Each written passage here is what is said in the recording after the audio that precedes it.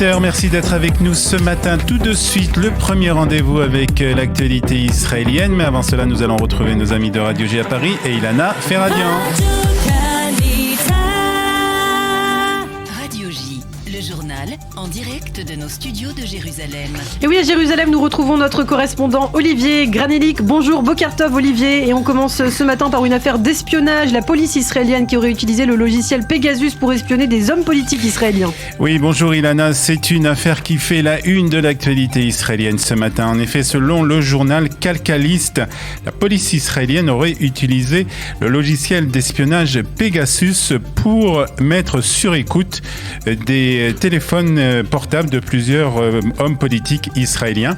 Parmi les personnes qui auraient été mises sur écoute, des activistes qui ont manifesté contre Binyamin Netanyahou devant son domicile à Jérusalem, et puis aussi un ancien maire soupçonné de corruption. Que Pegasus a été acheté par la police israélienne en 2013 et seul un petit groupe de hauts responsables avait l'autorisation d'ordonner l'utilisation du logiciel qui a donné, il faut le dire, des résultats considérables dans certaines enquêtes.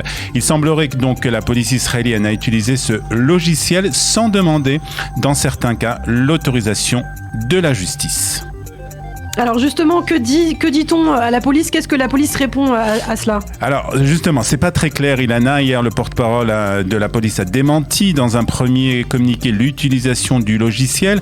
Puis un autre communiqué dans l'après-midi lui a démenti l'utilisation de Pegasus contre un maire ou des manifestants devant la maison du Premier ministre à Jérusalem, mais n'a pas nié l'utilisation du logiciel. Toujours est-il que le ministre de la Sécurité intérieure a promis de faire toute la lumière sur cette affaire. Quant au contrôleur de l'État, il a annoncé l'ouverture d'une enquête très rapidement.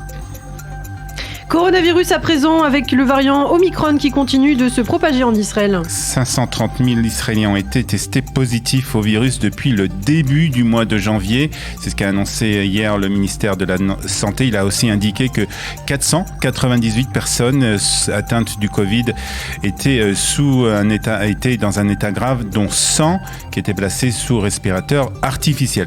Selon le ministère de la Santé, toujours, les tests de dépistage, les PCR, ne seront désormais plus possibles pour les citoyens israéliens. Ils seront possibles que pour les personnes de plus de 60 ans et les populations présentant un risque accru de contracter une maladie grave.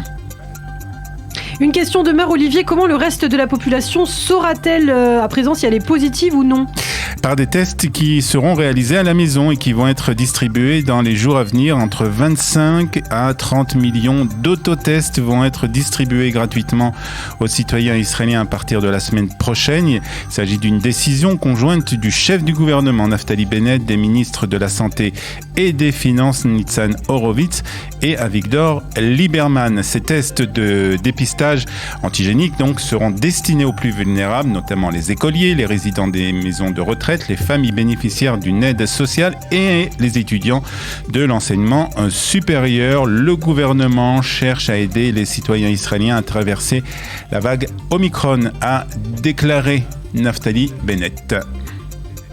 Politique à présent, hier plusieurs dizaines de milliers d'Israéliens ont manifesté contre le gouvernement. Oui, certains ont appelé le Premier ministre à démissionner. Les manifestants se sont rassemblés hier à différents carrefours à travers le pays pour protester contre donc le gouvernement. De nombreux participants ont décrié la possibilité d'un accord entre Binyamin Netanyahou et le procureur général Avichai Mendenblitz, appelant l'ex-Premier ministre à continuer à se battre contre les accusations devant les tribunaux.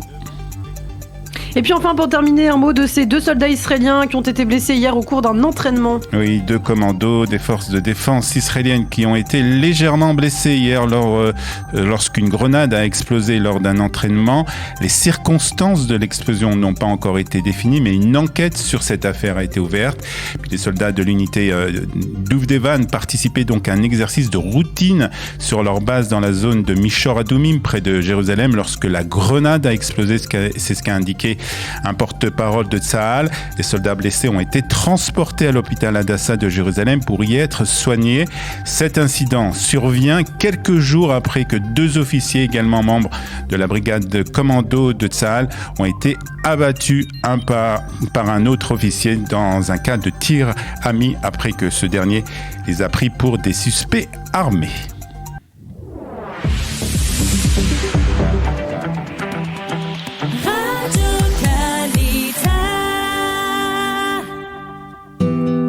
Alors on va jeter un coup d'œil sur la météo parce qu'il fait très très froid ce matin, en particulier à Jérusalem. Il fait à peu près 8 degrés ce matin à Jérusalem pour le moment et ça devrait continuer au moins jusqu'à vendredi. Et la neige pourrait même tomber sur les régions hautes et peut-être aussi à Jérusalem. Alors les températures prévues aujourd'hui, 12 à Haïfa, 14 à Tel Aviv, entre 6 à 8 degrés ici à Jérusalem, 12 degrés à Beersheva et 14 à Eilat.